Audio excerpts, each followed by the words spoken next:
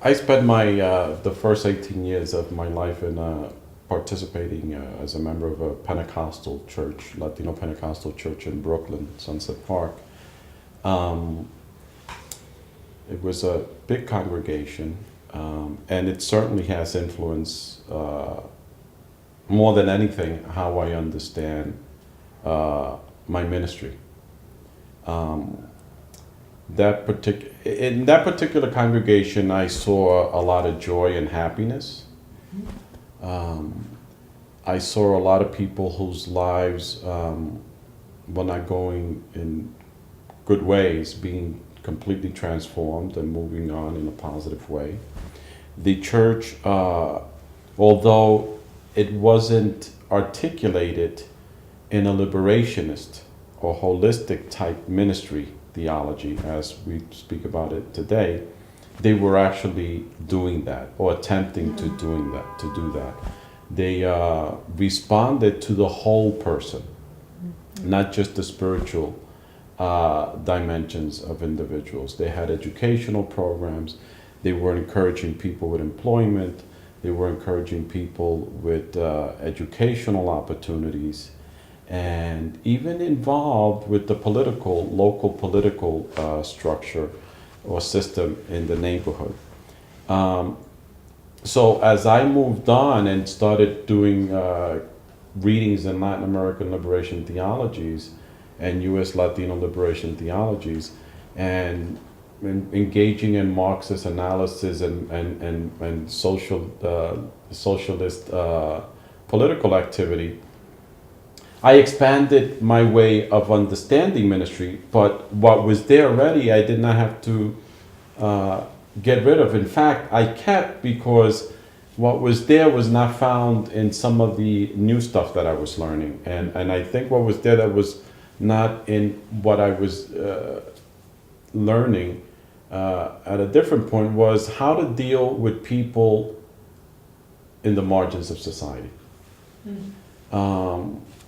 I discovered that at one point I was very interested in Marxist social analysis and liberation theologies from Latin America, which were very good, but there was sometimes a disconnect with people who were part of to some extent, the elites of society, even though they were for social justice, and how to deal with people who were really in the margins, the people they were really speaking about. So I think that a lot of what I've learned that has helped me have an effective ministry comes from my early part of my life and church work. I just want to say something about, because I started reflecting since we were going to have this conversation, started reflecting, and some of the questions about sacred texts, rituals, teachings, mentors, and I find it interesting how important the Bible is still for me in my ministry. I haven't given up on it. And what I mean by that is the Bible could become a complicated book and tool in ministry because people use it for all sorts of things.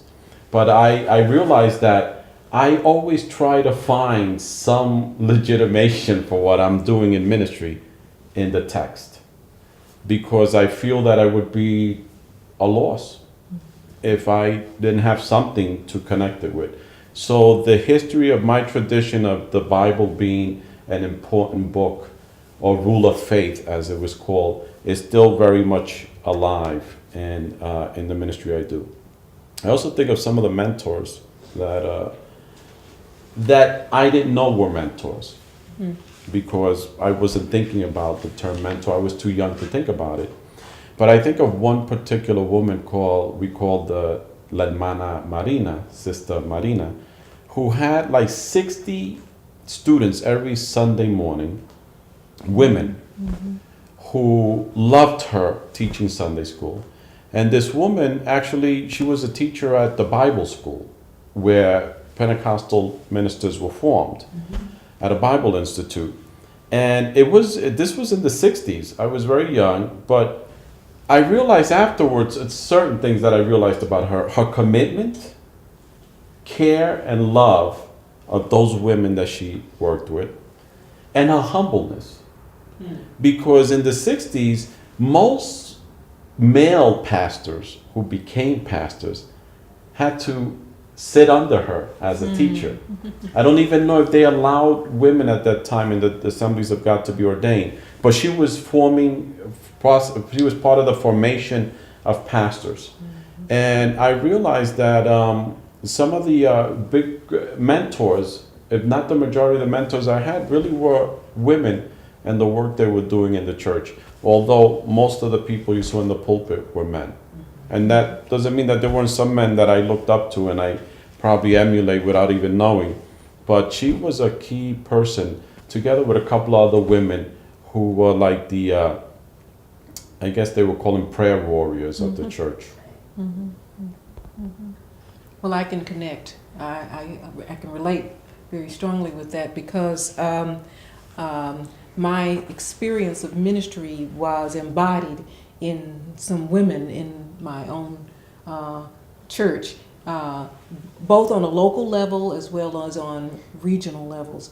I'm a member of the Christian Methodist Episcopal Church, and the women of the CME Church have been a significant aspect of my formation, and starting with my grandmother.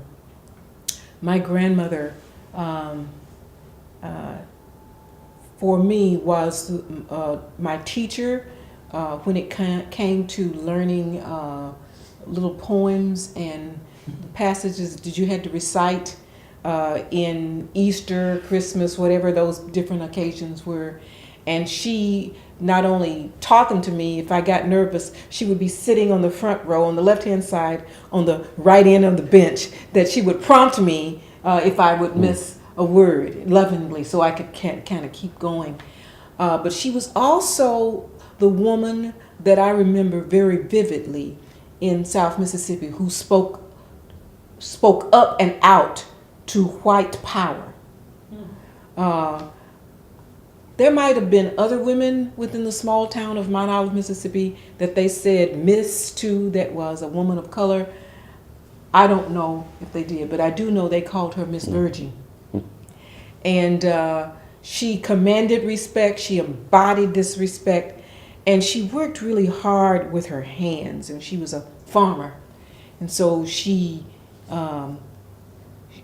had respect on a number of levels, but particularly within the church, she was the one who I would see and go with to do for other people, to take care of people, to take eggs and cakes and stuff to the sick and the shut-in. So she really, and she would take me along with her, in addition to teaching me those little speeches. So there was no binary, there was no bifurcation between this learning of the faith and this doing of the faith that I had with her, and as I was mentored, as you say, with her. But there were other women also who would encourage and take me along with them to do for others in the homes of persons that were sick and shut in, and we wash dishes and clean the house.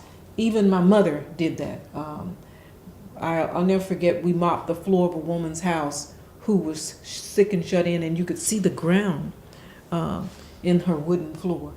But it didn't seem to matter to my mother, and I guess I picked up that sense of, it doesn't matter, we just need to clean this place so it can be on the level where this woman would be comfortable. So it's women within the Women's Missionary Society, my grandmother, my mother, that really kind of gave me a sense of what ministry means when you actually do it and when you speak it, and how those are seamless. That gave me a sense within the Christian Methodist Episcopal Church of what it means to do ministry. I think that gave me license to think about ministry beyond the walls of a congregation. And it also helped when I went on to learn about other women in the region. I'd heard about Fannie Lou Hamer, but I had never seen her because I was a little young at the time that she was on the scene. But I have, after reading about her story and hearing firsthand accounts of who she was and how she interacted with people, for me, she became my my saint, so to speak. She did ministry that was beyond the understandings of ministry that we use in liturgical circles, in the ecclesial setting. But what she did in terms of uplift of all the people in the community, regardless of color, what she did for persons by speaking to the unjust powers within Mississippi, and you know her legacy. For me, she's one of those persons who did ministry as well. In fact, I had an opportunity one time to write about good ministry, and she was my icon. Fannie Lou Hamer is, for me, a symbol of good ministry that's beyond ecclesial understandings of what ministry is, or maybe it encompasses what ecclesial ministry might be. I have to say that Jesus' ministry or his work, in particular, the way that Jesus praised people from outside his community. In fact, most of the times I think he ever praised anyone about their great faith or their ability or giving into the Syrophoenician woman who was challenging him, has really influenced my theology of ministry, or what I understand ministry to be, and influenced not only my theology but my whole being, in that whenever I've been confronted with a new issue or with an issue that the church has been debating, the LGBT community, let's say, or people outside of the Christian faith tradition, I just assumed that if Jesus was there, he would probably be saying they're right, we're wrong, or praising them. So it has influenced how I do my ministry, in terms of welcoming everyone and not being overly concerned about what people believe necessarily, but more about what people are doing. So in terms of the sacred text, I mean, that's been a real defining issue for me in terms of how I conceptualize theologically what ministry is all about.